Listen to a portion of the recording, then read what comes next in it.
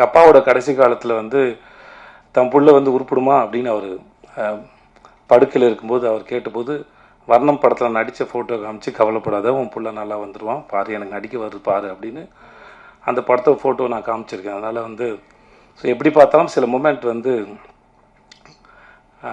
அதை உருவாக்குனவங்களும் அந்த சந்தர்ப்பத்தையும் வந்து காலத்துக்கும் அதுக்குள்ளே வந்துட்டு போகிறது வந்து ஒரு ஏதோ வகையில் நம்மளை வந்து உயிரோடு இருக்க வைக்கிது நான் நம்புகிறேன் ஈரத்தோட. ஸோ அதனால் அதுக்கு எப்பயுமே நன்றி. மற்றபடி ஒரு நல்ல நாள் பார்த்து சொல்கிறேன், இல்லை இந்த படம் இல்லை லாபங்கிற படத்தை எனக்கு அவர் வந்து எக்ஸிக்யூட் பண்ணி கொடுத்தாரு. நான் ஜனாவுக்காக அந்த படம் பண்ணணும்னு விரும்பினேன். பட் ஏற்கனவே நான் ப்ரொடக்ஷன் பண்ணும்போது என்னோடய ப்ரொடக்ஷனில் சரியாக ஹேண்டில் பண்ண முடியாதனால அவருக்கு ப்ரொடக்ஷன் ரொம்ப நல்லா வரும். அதனால் அவரை கூப்பிட்டு சார் ஜனாசாவோட படம், ஸோ இதை நீங்கள் வந்து எனக்காக பண்ணி கொடுக்கணும்னு சொல்லி எனக்காக வந்து பண்ணி கொடுத்தது அவர் தான். ஸோ அவர் எனக்கு அதுக்கும் ரொம்ப நன்றி. ஸோ அதனால் இது அந்த நான் அவருக்காக நிறையா விட்டு கொடுத்தேன் அந்த மாதிரி எதுவும் இல்லை. ஸோ அவர் பண்ணது நிறையா எனக்கு பண்ணியிருக்கார். ஸோ ரொம்ப ரொம்ப நன்றி சார். அப்புறம் இந்த இதில் முடிஞ்சிச்சு இந்த பையன் ஜஸ்டின், எனக்கு இவனை ரொம்ப பிடிக்கும்.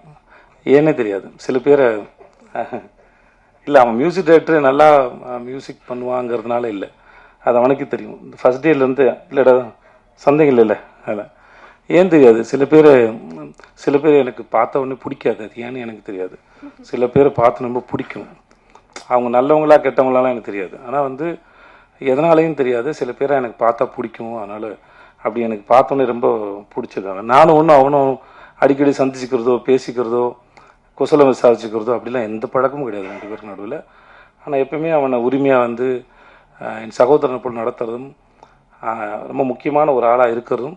ஆனால் ரெண்டு பேரும் ஒன்றும் எப்பயாவது தோணுச்சுன்னா ஃபோன் பண்ணி பேசுவேன். மற்றபடி பெரிய பரிமாற்றமோ அப்படிலாம் எதுவுமே இல்லை. ஆனாலுமே அவனை ரொம்ப பிடிக்கும்.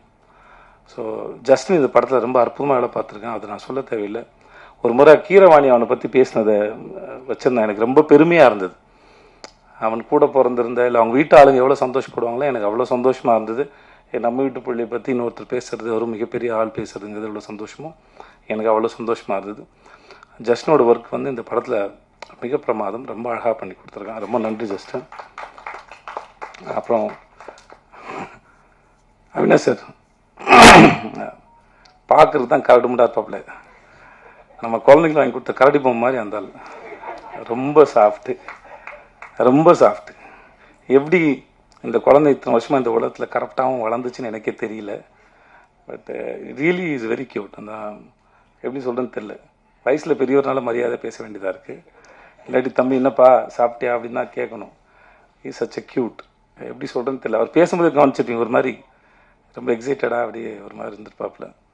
ஆள் தான் கொஞ்சம் ஜிம்முக்கெல்லாம் போய் அந்த பாடி டைட்டாக இருக்கும், மைண்ட் வந்து ரொம்ப சாஃப்ட், இந்த ஸ்மைலி பால் மாதிரி இருக்கும் அவரோட மைண்ட் எனக்கு தெரிஞ்ச வரைக்கும். அப்புறம் மிஸ்டர் இந்த ரொமான்டிக் வில்லன் சந்தேகமாக இருக்கும், இவர் குட்டா பேடானே தெரில, இன்ன வரைக்கும் எனக்கு கண்டுபிடிக்க முடியல.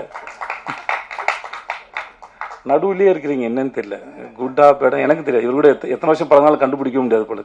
சில பேரை பிடிக்கும், சில பேர் பிடிக்காது, சில பேர் புரியாது. அந்த மாதிரி ஆள் தான் எனக்கு. என்னமோ தெரியல, ஏதோ பேசிட்டு இருக்கும்போது எனக்கு தோணுச்சு அவருக்கு. I don't know, sometimes I feel. அதனால சொன்னேன், சார் ஏதோ உங்களுக்கு நல்ல நேரம் ஆரம்பிச்சு சார் அப்படின்னு தோணுச்சு சொன்னேன். சரி, முன் நேரம் பேசிட்டு இருந்தபோது ஏதோ இதில் வந்துச்சு. ஒரு சில சமயம் காலம் சில பாடங்கள் எல்லாம் எடுத்து முடிச்சதுக்கப்புறம் அதெல்லாம் உட்காந்து யாராவது அனலைஸ் பண்ணி பார்க்கும்போது, அனலைஸ் பண்ணாங்கன்னா அது அடுத்த கட்டத்துக்கு நகர்ந்து போவாங்க அப்படின்னு நான் நம்புவேன். இப்போ ரீசெண்டாக ரூமி அவருடைய கவிதை ஒன்று படிக்கும்போது அதில் இருந்தது. எனக்கு கவிதையெல்லாம் முடிச்சா ஞாபகத்தில் இருக்காது படித்தது, பட் அந்த எசன்ஸ் மட்டும் தான் இருக்கும். எசன்ஸாக வந்து ஒவ்வொரு நாளும் நம்ம எந்திக்கும் போது சில சமயம் வந்து ஒரு அற்பத்தனம், ஒரு சந்தோஷம், ஒரு சின்ன அவேர்னஸ், இந்த மாதிரி சில விஷயங்கள் வந்துட்டு போகும். அதோடு சேர்த்து வஞ்சனையும் வரும், துரோகம் வரும், அவமானம் வரும். இதெல்லாம் ரொம்ப தூரத்துலேருந்து வருது.